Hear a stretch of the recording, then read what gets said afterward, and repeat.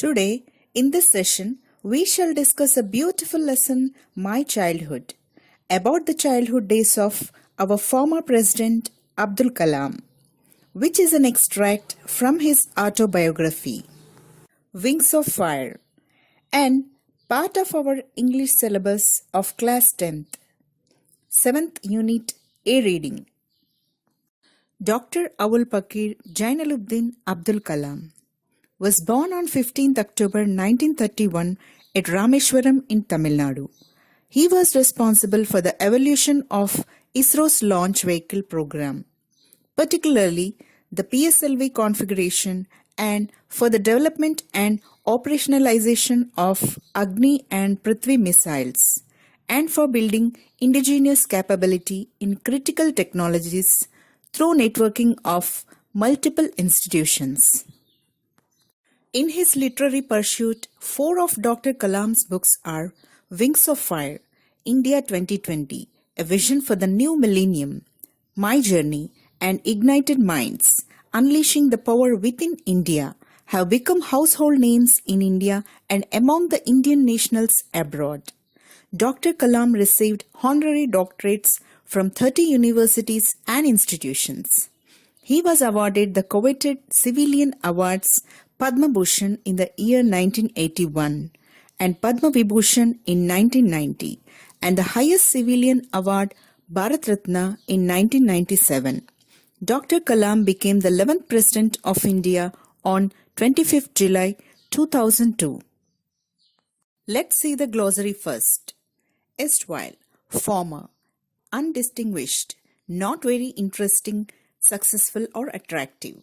Ancestral, the race of people that you come from. Austere, simple and plain. Orthodox, following closely the traditional beliefs and practices of a religion. Summon, to order somebody to come to you. Conviction, the act of finding somebody guilty of crime. Segregation, the policy. Conservative, opposed to great or sudden social change. Ritual, a series of actions specially as a part of religious ceremony. Perturb, to make worried or anxious. Confront, to deal with a problem or situation. Optimism, a feeling that good things will happen. Now let's begin the lesson. I was born into a middle-class Tamil family in the island town of Rameshwaram in the erstwhile Madras state. My father, Jainaluddin, had neither much formal education nor much wealth. Despite these disadvantages, he possessed great innate wisdom and a true generosity of spirit. He had an ideal helpmate in my mother, Ashiyamma. I do not recall the exact number of people she fed every day, but I am quite certain that 4 more outsiders ate with us than all the members of our own family put together. Kalam was born in middle-class Tamil family at Rameshwaram. His parents were Jainaluddin and Ashiyamma. He talks about his father's wisdom and generosity of his mother. His mother used to feed many number of people daily. I was one of the children, a short boy with rather undistinguished looks, born to tall and handsome parents. We lived in our ancestral house, which was built in the middle of the 19th century. It was a fairly large Pakka house, made of limestone and brick, on the Mosque Street in Rameshwaram. My austere father used to avoid all inessential comforts and luxuries. However, all necessities were provided for in terms of food, medicine, and clothes. In fact, I would say mine was a very secure childhood, both materially and emotionally. Kalam was born short and not much attractive to tall and handsome parents. They lived in their ancestral's large old Pakka house in the Mosque Street of Rameshwaram. His father's income was just sufficient for the minimum needs of the family. He had a secure childhood. The Second World War broke out in 1939, when I was 8 years old. For reasons I have never been able to understand, a sudden demand for tamarind seeds erupted in the market. I used to collect the seeds and sell them to a provision shop on Mosque Street. A day's collection would fetch me the princely sum of 1 anna. My brother-in-law, Jalaluddin, would tell me stories about the war which I would later attempt to trace in the headlines in Dinamani. Our area, being isolated, was completely unaffected by the war. But soon India was forced to join the Allied forces and something like a state of emergency was declared. At 8 years old during the Second World War, there was a sudden demand for tamarind seeds, which he used to collect and sell and earn 1 anna. There was a state of emergency. He used to listen the stories of war from his brother-in-law Jalaluddin. The first casualty came in the form of the suspension of the train halt at Rameshwaram station. The newspapers now had to be bundled and thrown out from the moving train on the Rameshwaram road between Rameshwaram and Dhanuskodi. That forced my cousin Samsuddin, who distributed newspapers in Rameshwaram, to look for a helping hand to catch the bundles, and as if naturally, I filled the slot. Samsuddin helped me earn my first wages. Half a century later, I can still feel the surge of pride in earning my own money for the first time. During that time, the halt of the train was suspended, so newspapers had to be bundled and thrown out of the moving train on the roads. His cousin Samsuddin needed help, so Kalam went to help him. He was feeling proud of his first income. Every child is born with some inherited characteristics into a specific socio-economic and emotional environment and trained in certain ways by figures of authority. I inherited honesty and self-discipline from my father. From my mother, I inherited faith in goodness and deep kindness, and so did my 3 brothers and sister. I had 3 close friends in my childhood: Ramananda Shastri, Aravindan, and Shiva Prakashan. All these boys were from orthodox Hindu Brahmin families. Kalam says that he had learnt honesty and self-discipline from his father, and faith in goodness, deep kindness from his mother, even his siblings too. His close friends were Ramananda Shastri, Aravindan, and Shiva Prakashan. All these were from traditional Hindu Brahmin families. As children, none of us ever felt any difference amongst ourselves because of our religious differences and upbringing. In fact, Ramananda Shastri was the son of Pakshi Lakshmana Shastri, the high priest of the Rameshwaram temple. Later, he took over the priesthood of the Rameshwaram temple from his father. Aravindan went into the business of arranging transport for visiting pilgrims, and Shiva Prakashan became a catering contractor for the Southern Railways. These 3 friends were brought up without differences among them. Ramanand's father, Lakshmana Shastri, was the highest priest at Rameshwaram temple. After that, he took off his father's post. Aravindan settled in business of arranging transport to pilgrims, and Shiva Prakashan became his catering contractor for the Southern Railways. During the annual Sri Sitarama Kalyanam ceremony, our family used to arrange boats with a special platform for carrying idols of the Lord from the temple to the marriage site, situated in the middle of the pond called Ramatirtha, which was near our house. Events from the Ramayana and from the life of the prophet were the bedtime stories my mother and grandmother would tell the children in our family.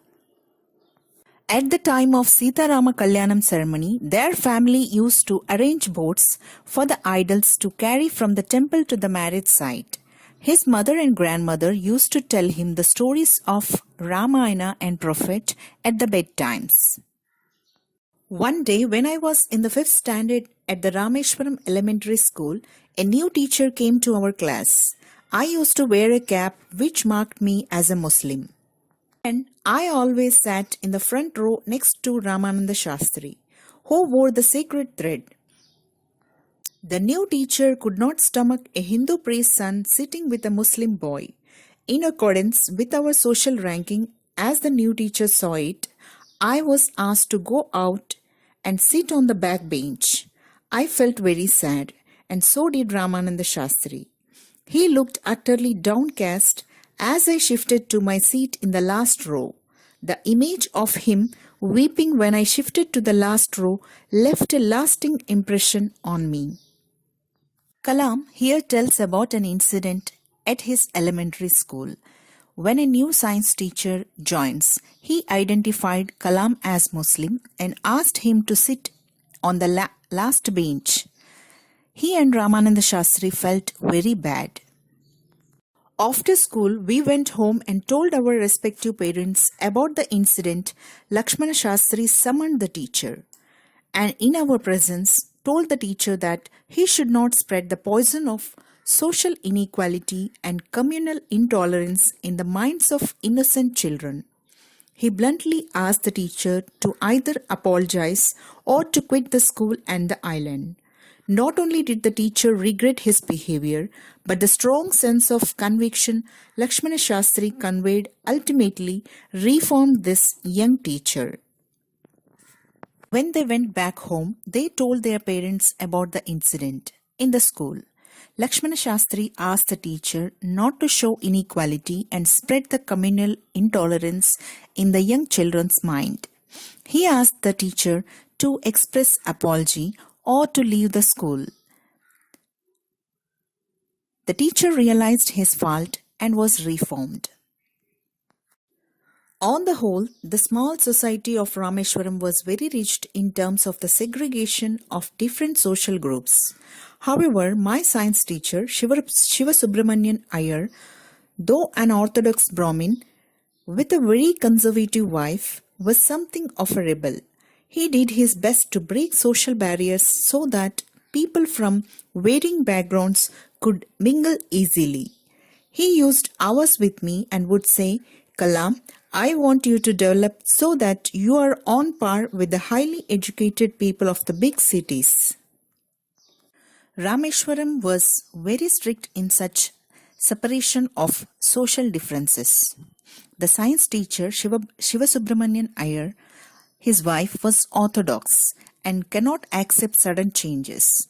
The teacher tried his best to remove the social differences. The teacher used to spend much time with Kalam and wished him for his development. One day he invited me to his home for a meal. His wife was horrified at the idea of a Muslim boy being invited to dine in her ritually poor kitchen. She refused to serve me in her kitchen. Shiva Subramanian Iyer was not perturbed, nor did he get angry with his wife, but instead served me with his own hands and sat down beside me to eat his meal.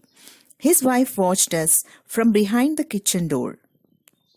The teacher Shiva Subramanian Iyer invited Kalam for a meal for his house, of which his wife was horrified.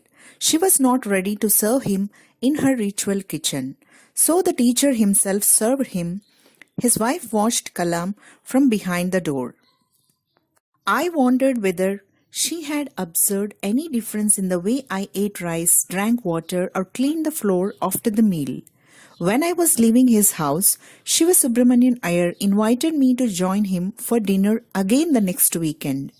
Observing my hesitation, he told not to get upset, saying, "Once you decided to change the system, such problems have to be confronted."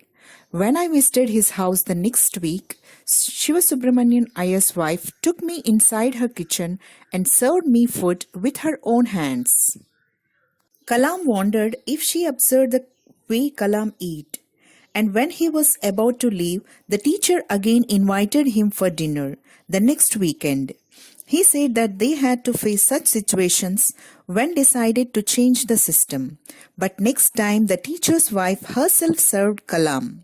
Then the Second World War was over and India's freedom was imminent. Indians will build their own India, declared Gandhiji. The whole country was filled with an unprecedented optimism. I asked my father for permission to leave Rameshwaram and study at the district headquarters in Ramananthapuram. India's freedom was almost coming up after the Second World War. Gandhiji declared that Indians would build their own nation. The whole country was waiting for it. Kalam asked his father to allow him to study in Ramananthapuram.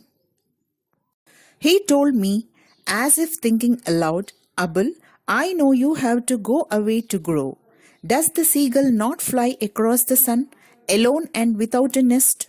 He quoted Khalil Gibran to my hesitant mother. Your children are not your children. They are the sons and daughters of life's longing and for itself. They come through you, but not from you. You may give them your love and not your thoughts, for they have their own thoughts. His mother was a bit hesitating, but his father convinced her, saying that to grow, Kalam had to go out. He quoted Khalil Gibran's saying also.